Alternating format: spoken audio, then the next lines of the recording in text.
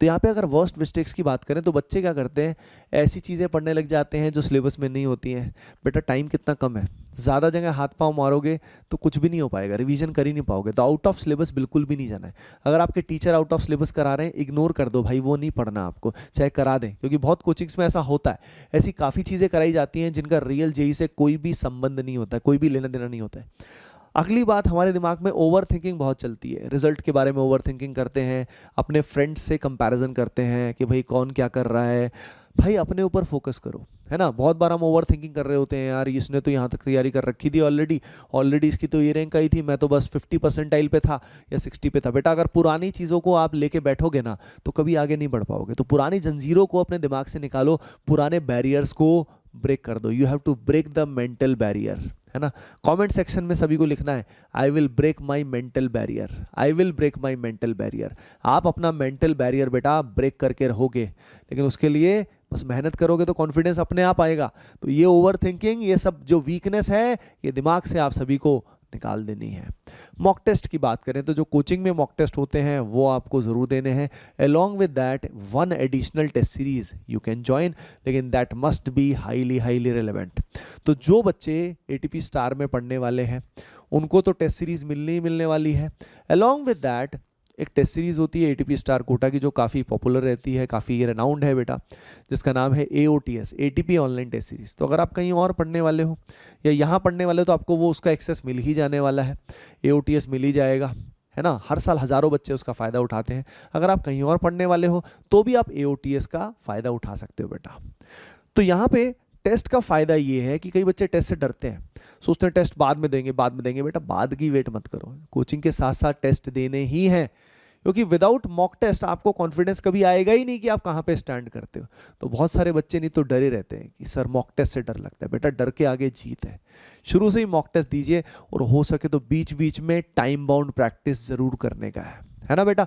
अच्छा एक बात आपको मैं बता देता हूँ कि टाइम बाउंड प्रैक्टिस के लिए एटीपी स्टार ऐप और वेबसाइट में एक बिल्कुल कंप्लीटली फ्री फीचर है, लेकिन बहुत ही अच्छा है ना।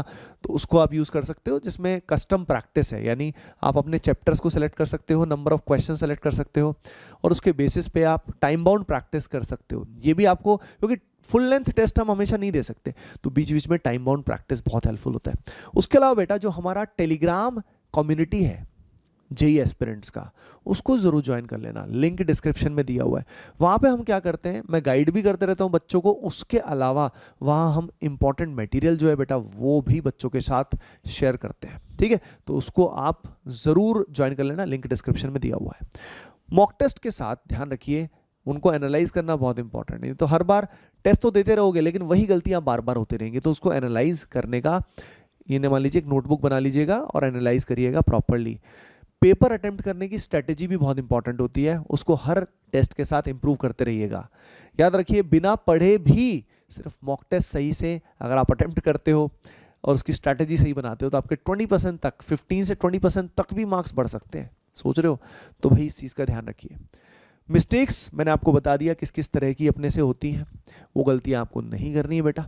उसके अलावा सही कोचिंग चुनें, इस बात का ध्यान रखें कि जो कोचिंग आपको ये बताती है कि कौन टीचर्स आपको पढ़ाने वाले हैं, क्योंकि आप जानते हो यार हर कोचिंग में सारे टीचर्स इक्वल नहीं होते, सारे टीचर्स कई बार अच्छे नहीं मिलते और हमारा एक सब्जेक्ट वीक रह जाता है, राइट।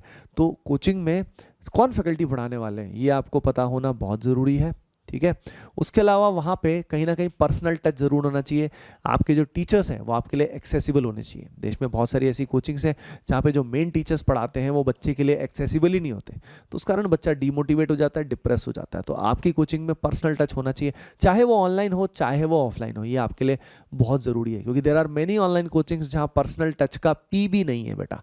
तो इस बात का ध्यान रखिए कि वो कोचिंग आपके लिए मोस्ट प्रोबेबली हेल्पफुल नहीं होगी, राइट। तो उस बात का ध्यान रखिएगा। और बच्चों लाइक तो आपने कर ही दिया होगा, कमेंट सेक्शन में ज़रूर बताना कोई और हेल्प अगर आपको चाहिए तो I will be more than happy to guide you all. Okay बच्चों, so that is it for this session, hoping that this will change your life in a much positive manner and मिलते हैं बेटा फिर next particular session में। Bye bye, take care and keep preparing well, love you all.